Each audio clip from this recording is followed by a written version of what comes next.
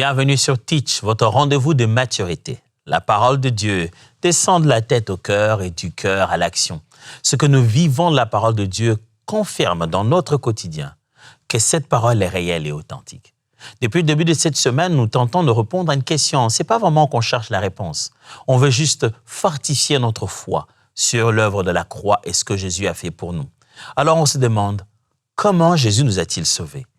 On a commencé par voir sa naissance et on a vu sa vie payée en rançon. Et là, on voudrait parler du sang précieux de Jésus. Pourquoi ça s'appelle le précieux sang? Vous avez déjà entendu parler les chrétiens dire « Ah, le sang de Jésus, le sang de Jésus ». Pourquoi est-ce important? Pourquoi ça s'appelle un sang précieux? Pourquoi fallait-il du sang?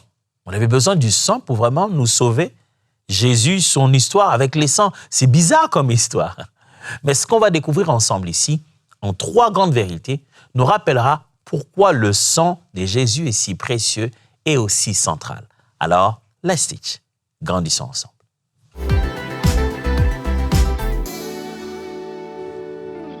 Le sang précieux de Jésus. D'emblée, j'aimerais dire quelque chose et j'aimerais vraiment que vous puissiez me suivre là-dessus.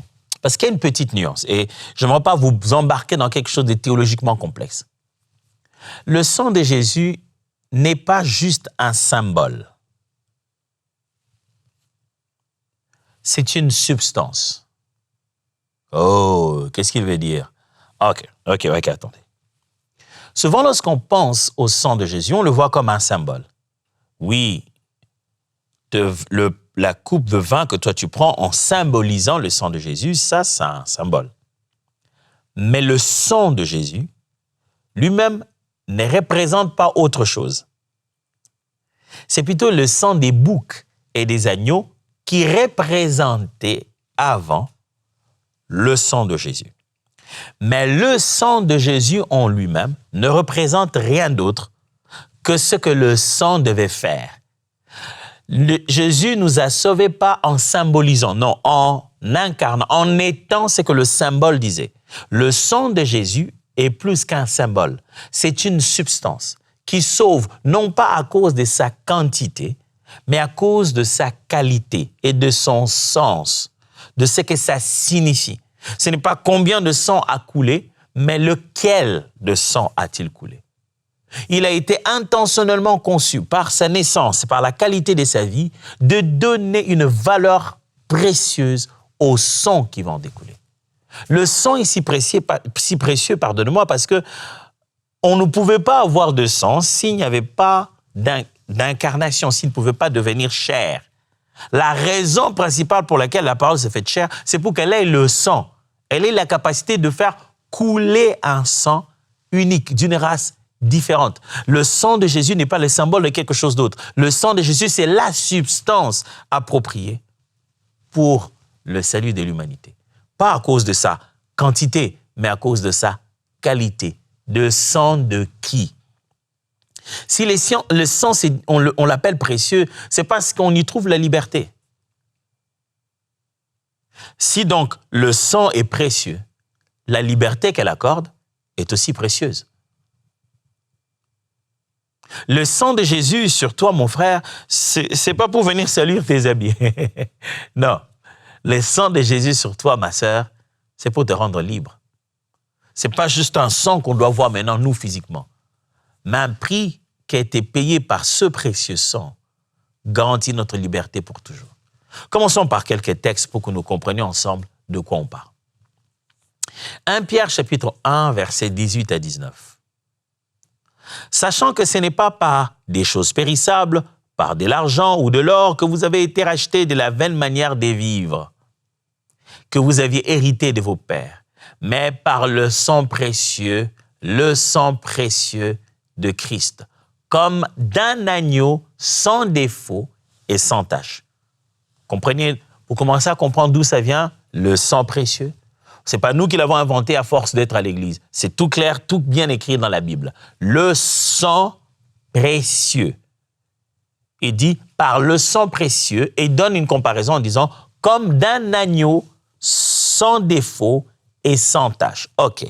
Le sang est précieux à cause de la qualité du sacrifice lui-même. Le sacrifice est sans défaut, sans tache, qui veut dire est sans péché, irréprochable. La nature de l'esprit qui habite le corps affecte la valeur du sang qui en coule. Je vais répéter ça. La nature de l'esprit qui habite cette chair affecte la valeur du sang qui en coule. Du sang de l'agneau, agneau. Du sang de l'humain, humain. Du sang du divin, ça devient autre chose là. Le précieux sang vient du sacrifice lui-même. L'agneau est sans tache, sans péché. De qui on parle? C'est son sang qui donne valeur. Je répète encore, la nature de l'esprit qui habite la chair donne valeur au sang. La nature de la destinée qui habite la chair donne valeur au sang. Quand le roi de gloire habite la chair, c'est un sang glorieux. J'aime bien une chose que disait souvent Papa Alain Moloto, qui, si avec le temps que vous êtes avec moi, vous commencez à savoir, je les cite beaucoup, qui a beaucoup influencé ma vie, quoi qu'il ne soit plus vivant. Il disait, ce que le roi touche devient royal. Il dit, si deux personnes touchent une tasse, la tasse du roi s'appelle la tasse royale. Ta tasse à toi, c'est juste ta tasse à toi. Mais la tasse du roi, c'est la tasse royale. Christ venu en chair a fait que le sang qui sort de lui devienne un sang précieux. Et Pierre est en train de dire, c'est pas par de petits prix que nous avons été rachetés. Nous avons été rachetés par un sang précieux. Il associe ce sang-là au prix qui devait être payé pour nous racheter. Deuxième texte. Hébreux chapitre 9, à partir du verset 11 à 14. Hébreux chapitre 9, à partir du verset 11 à 14. La Bible dit, « Mais Christ est venu comme souverain sacrificateur des biens à venir. Il a traversé les tabernacles plus grands et plus parfaits, qui n'est pas construit de main d'homme, c'est-à-dire qui n'est pas de cette création. Il est entré une fois pour toutes dans le lieu très saint, non avec le sang des boucs et des veaux, mais avec son propre sang, ayant obtenu une rédemption éternelle. Car si le sang des taureaux et des boucs et la cendre d'une vache répandue sur ceux qui sont souillés sanctifie et procure la pureté de la chair, combien plus le sang de Christ qui, par un esprit éternel, s'est offert lui-même sans tache à Dieu, purifiera-t-il votre conscience des œuvres mortes afin que vous serviez le Dieu vivant? Tout est dit, La Bible montre, la chair des vaches, des boucs, de bœufs, quand ça coule, ça permet le pardon de nos péchés et ça nous purifie de la chair. Et même leur cendre, ça purifie l'homme de son péché au niveau de la chair. Mais il faut purifier aussi l'homme au niveau de sa conscience. Et pour ça, la nature de l'esprit éternel en Christ a affecté la nature de son sang pour que ça ait sur nous la rémission de nos péchés, la purification de nos œuvres mortes. Ça, c'était des animaux, ça s'est limité à la chair. Et lui, c'était esprit éternel. Ça affectait aussi notre esprit et notre homme intérieur. Mes amis, il y a sang et sang. Il fallait aussi, dès le début, calculer la nature du sang qui devait couler. Il ne fallait pas juste qu'il puisse naître. Il ne pouvait pas naître d'un apport sanguin qui serait les mêmes. Sinon, on reviendrait à la même chose. On ne pouvait pas sauver l'homme par le sang d'un homme seulement. Il fallait que venu homme, il ne soit pas comme tout homme. Alléluia, gloire à Dieu. Le plan était bien détaillé, mes amis. Ça a été calculé minutieusement. Dieu savait comment s'y prendre. Il le savait. N'oubliez pas, les sacrifices de sang, tout cela, c'est à qui on l'offrait? À Dieu. Il le sait. C'est lui qui a institué les sacerdoces. Et il connaît quel type de sang lui plairait. Quel type de sang arrêterait la colère. Il relie le sang de Jésus à une purification intérieure, pas juste à un rituel. Ce n'est pas juste quelque chose de l'extérieur, mais la conscience intérieure, les œuvres dans l'homme intérieur, le sang précieux de Jésus va jusque-là. Va jusque changer, purifier à l'intérieur de nous. C'est ce que l'homme d'Hébreu nous explique ici. Un troisième texte, c'est Éphésiens, chapitre 1, verset 7. Juste un verset. Éphésiens, chapitre 1, verset 7. Regardez ce que dit bien le mire. En lui, nous avons la rédemption, par son sang, la rémission des péchés, selon la richesse de sa grâce. C'est en lui. Nous avons la rédemption par son sang. La rémission des péchés selon la richesse de sa grâce. Par quoi nous avons la rédemption? Nous avons été sauvés et pardonnés. Par quoi? La Bible ne dit pas son sang a fait le symbole pour que nous soyons sauvés. Non, son sang a fait l'œuvre. C'est la substance qui était attendue. Il fallait du sang. Et sans l'effusion du sang, il n'y a pas de pardon. Le pardon n'est pas gratuit. Le pardon coûte un prix. Et Dieu a payé lui-même ce prix-là en envoyant son Fils pour mourir pour nous. C'est comme ça que par un seul, tout un peuple a été sauvé. Et ça a ouvert toute une saison de grâce. Et ça a changé la nature de notre relation avec Dieu.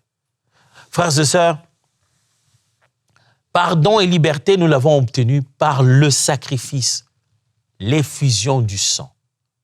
Son sang a été versé. Il ne suffisait pas d'avoir un être humain qui se promène dans la route avec un sang divin, ou c'est une façon de parler.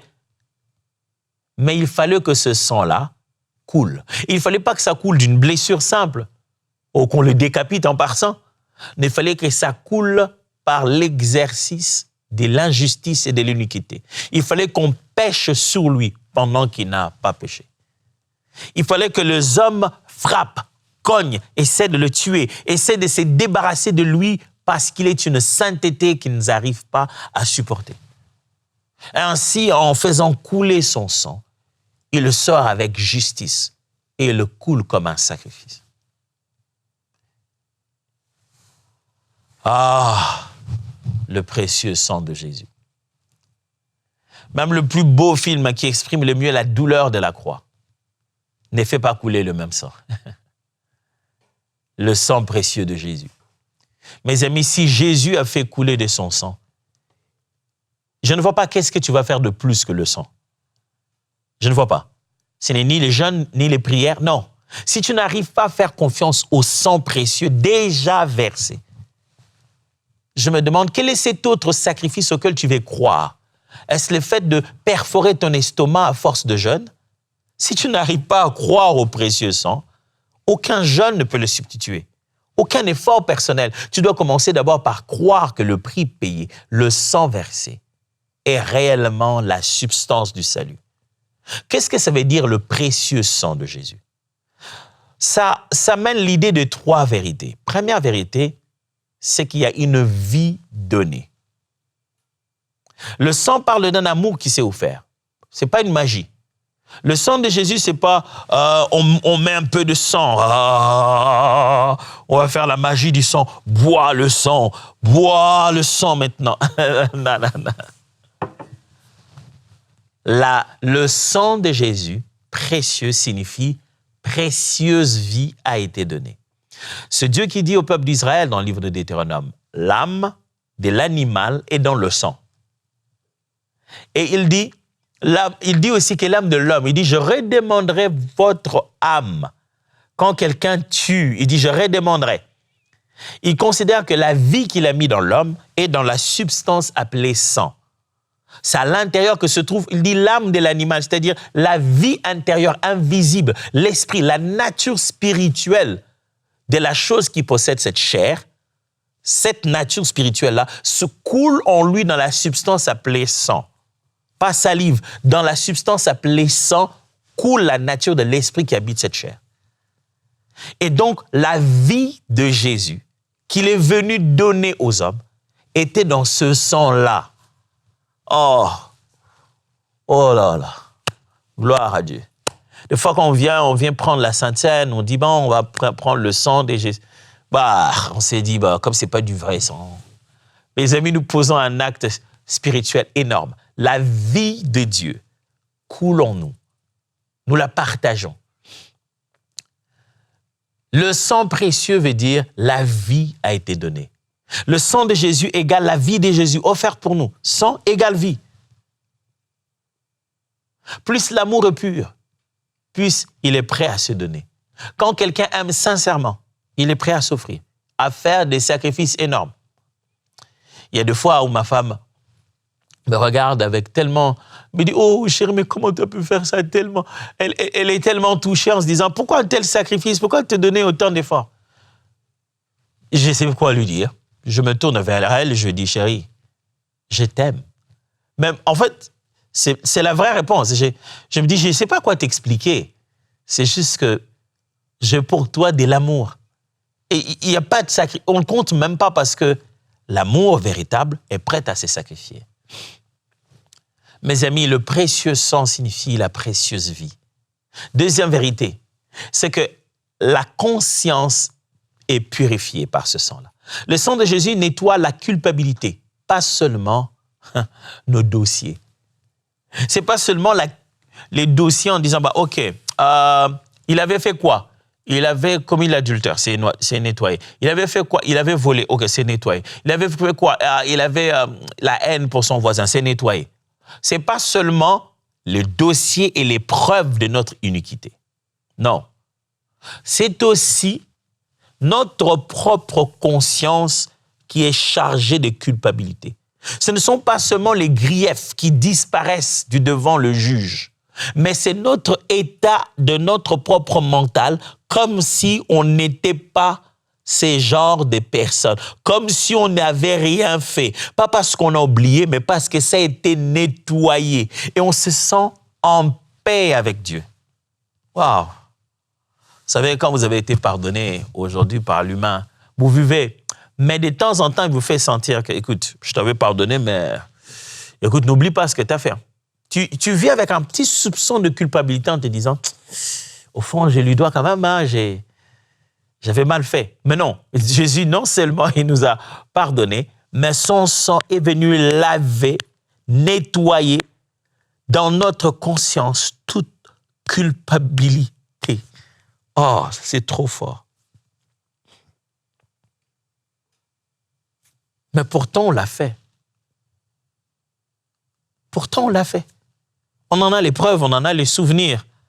On se souvient de ce qui a été fait, mais quand on s'en souvient, on ne s'en souvient plus avec les mêmes sentiments. Quand on s'en souvient plus avec le même élan de cœur. On s'en souvient comme ayant été pardonné. On s'en souvient comme ayant obtenu grâce. Ça devient pour nous le sujet de louange. Ça devient notre raison de lever les mains, de dire combien il est si merveilleux, celui qui m'a racheté. Oh, certains appelleraient ça un système, un si mauvais système qui pousse les gens à récidiver. Si vous leur pardonnez tout ce qu'ils ont fait, c'est comme ça qu'ils continuent à répéter la même chose. Je sais une chose, il a payé le prix par son sang. C'était pour que ma conscience soit purifiée. Les pardons de Dieu nettoient aussi notre intérieur, vous savez. Une conscience purifiée redonne l'oxygène spirituel. Quand au-dedans de toi-même, ta conscience est pure, ta vie spirituelle reprend. C'est-à-dire, tu ressens que j'ai à nouveau de l'oxygène. Si le sang ne faisait pas ça, je vous assure, mes amis, on serait chargé, lourd, incapable de mener une relation aussi longue avec Dieu. Parce que la sainteté de sa présence s'impose tellement que s'il y a une moindre trace de culpabilité en nous, elle sera toujours pointée, sans aucune condamnation. Mais l'iniquité ne sait pas rester dans la sainteté de la présence de Dieu. Il y aura toujours un hic. Mais vous savez, nous nous approchons de lui comme si nous n'avions rien fait. Pourquoi? À cause du sang précieux de Jésus.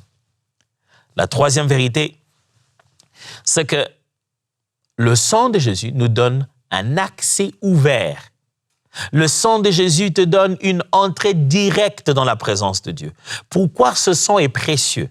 Parce que ce sang est comme un accès ouvert. Le sang ouvre les portes à la présence de Dieu. Non seulement, nous l'avons fait, et notre conscience est genre, comme si on ne l'a jamais fait, mais nous avons droit d'aller jusqu'auprès du Saint. Le Saint, l'unique. Nous pouvons le rencontrer, mener une relation de pureté avec lui, pendant que nous sommes des êtres humains qui ont tellement commis des bêtises, mais nous pouvons à nouveau mener une relation quotidienne avec la sainteté de Dieu. Oh, le sang de Jésus. Mes amis, aucun symbole ne pouvait faire ça. C'est pourquoi les sangs de taureaux et de boucs, non, ça s'est limité à la chair. Il fallait le vrai sang, il fallait la vraie substance. C'est pourquoi ça a été calculé à la manière de naître. Ça suivit une descendance. Il cherchait un sang particulier. Il cherchait une nature qui allait porter cela. Il a dit bien avant, la Vierge sera enceinte. Et il y a un calcul à la naissance, il y a un calcul dans la qualité de vie. Parce que si cette vie-là avait seulement vécu dans les péchés, automatiquement le sang allait en être affecté. C'est comme ça que dans le péché d'Adam, le sang de ses descendants sont affectés par cette nature de péché. Ça affecte leur esprit quand ils naissent. Maintenant, nous sommes nés, ni de la volonté de la chair, ni de la volonté de l'homme, mais de Dieu. Par un autre sang, pas celui qui nous fait hériter l'iniquité, mais celui qui nous fait hériter la justice et la sainteté. En Christ, nous sommes nés justes, pas par nos œuvres, mais ayant hérité de la justice de Dieu. Le sang de Jésus a fait que la présence de Dieu devienne notre maison, pas un tribunal. La présence de Dieu n'est plus l'endroit où nous sommes condamnés, mais là où nous sommes accueillis. Nous avons accès ouvert dans une relation qui a complètement été renouvelée, une relation qui renaît. Le sang de Jésus l'a déjà fait. Laissez-moi parler à quelqu'un aujourd'hui. J'aimerais insister que le sang de Jésus l'a déjà fait. Oh oui, Dieu peut t'inspirer, tu prends de l'eau, je ne sais pas moi, tu prends quoi, tu fais un autre geste prophétique, c'est bon. Mais ce que le sang a fait, rien ne peut le faire. Pas un pasteur, pas une orientation prophétique. Parce que le sang de Jésus n'était pas un symbole, c'était une substance. Ce n'était pas pour illustrer. Il est vraiment mort, il a vraiment versé le sang qui était recherché. Cette nature de sang portait l'Esprit éternel, comme dit l'homme d'Hébreu. L'Esprit éternel qui est dans ce sang-là. C'était la nature de sang qui pouvait parler plus fort que le sang d'Abel et apporter solution pour nous. Je ne sais pas ce qui se passe dans votre famille. Je ne sais pas combien d'attaques il y a. Je ne sais pas combien de combats il y a. Je ne sais pas quel est l'esprit qui est en train de chercher à dévorer. Un sang a été versé. Oh non, je refuse. Je refuse de permettre qu'un autre sang d'un innocent tombe comme ça par la quête d'un esprit de mort qui veut détruire dans votre famille. Un sang a déjà été payé. Un seul sang suffit. Et ce sang a été si précieux, si puissant, si valeureux qu'on ne peut pas le substituer. C'était de la substance. Et le fait que nous buvons tout le jour, chaque fois que nous en avons l'occasion, nous prenons ce sang, mangeons cette chair, comme il nous l'a dit, avant même de pouvoir verser le sang. Il a transféré la puissance de cette œuvre dans ces éléments, en disant, buvez, ceci est mon sang. Il ne l'avait pas encore versé. Ceci est mon corps, il n'était pas encore mort. Il a transféré dans ces éléments les vérités puissantes de l'œuvre de la croix et de son sang donné, de sa chair donnée. Mon frère, ma sœur, tu ne peux plus permettre au diable de dépasser les bornes. Ah non, non, non, non, non. Il ne peut plus jouer avec ton corps, ta chair, ta famille comme ça. S'il y a un prix qu'il cherche, il a été payé. Imaginez-vous que le créancier vienne vous voir. Vous dites, ah non, mais puisque tu ne m'as pas payé ma dette, je vais prendre des chèques, je vais tout prendre. Oh, tu te dis, non, mais c'est pas vrai. Mon père m'avait appelé. Il m'a dit qu'il t'a payé. Et il commence à se dire, non, qu'est-ce qu'il a payé? Il n'a pas payé, ta dette était grande. Il dit, oui, non seulement qu'il a payé ce qu'il fallait, il en a payé suffisamment. J'en ai les preuves. Montre-lui le contrat. Montre-lui très bien. S'il ne se souvient pas, lis la partie où il est écrit. Il les a livrés publiquement en spectacle en triomphant d'eux par sa mort sur la croix. Les actes dont leurs ordonnances nous condamnaient ont été déchirés à la croix de Golgotha. L'œuvre de Jésus-Christ, son sang précieux versé, c'est la garantie de notre salut. Ne fais pas faire au sang le même travail deux fois. Il a déjà été versé une seule fois. À toi qui ne veux pas encore croire, à toi qui te dis que cette histoire, c'est bien beau, tout ce qu'on dit ça. Pourquoi un être humain irait jusqu'à mourir, juste pour se faire la notoriété? Combien de gens sont-ils morts?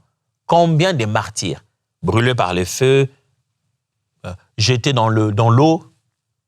Pourquoi on est tous sur ces messieurs-là, ce Jésus-là de Nazareth? Ce n'est pas comme tout le monde. Il l'a fait pour toi. Il ne te demande ni argent, ni or. Il te dit, je te le donne. Est-ce que tu le veux bien? C'est comme quand on te donne un cadeau. On ne te demande rien. On te dit, est-ce que tu veux le prendre? Est-ce que tu veux prendre la vie que Jésus te donne? Est-ce que tu acceptes le précieux sang pour te laver de tes péchés, te racheter de toute condamnation, de la mort, t'éloigner des forces de l'ennemi et te faire entrer dans le royaume du Fils de son amour? Si tu le veux, j'aimerais m'arrêter ici avant même de parler du challenge et de faire autre chose. J'aimerais m'arrêter un peu pour prier avec toi. Peut-être que c'est le jour, finalement, où tu dois croire au sang. Peut-être que quand on enseigne sur le sang de Jésus, tu te dis, il parle trop de sang, de sang. Tu n'as jamais réalisé la pertinence de ce précieux sang. Et du coup, tu n'as jamais réalisé la pertinence de prendre la Sainte Seine. Laisse-moi prier avec toi.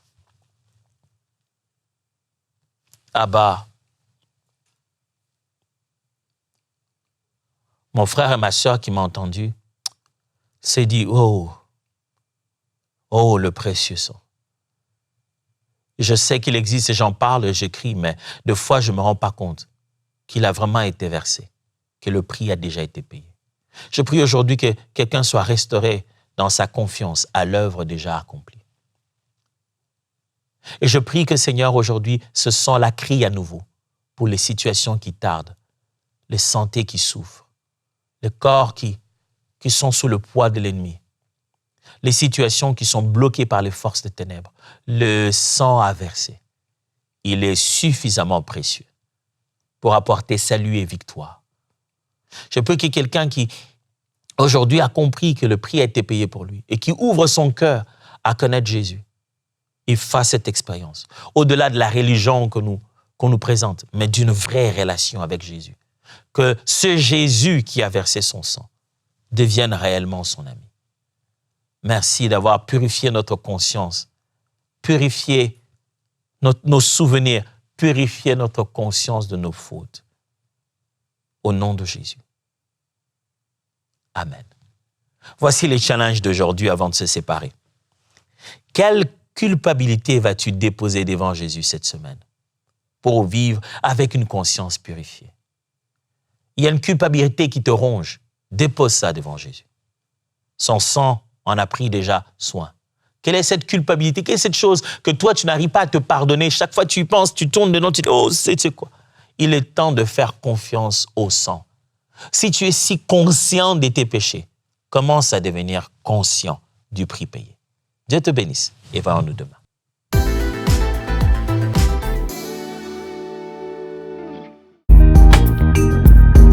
Merci à tous nos précieux partenaires grâce auxquels cette émission a pu être réalisée.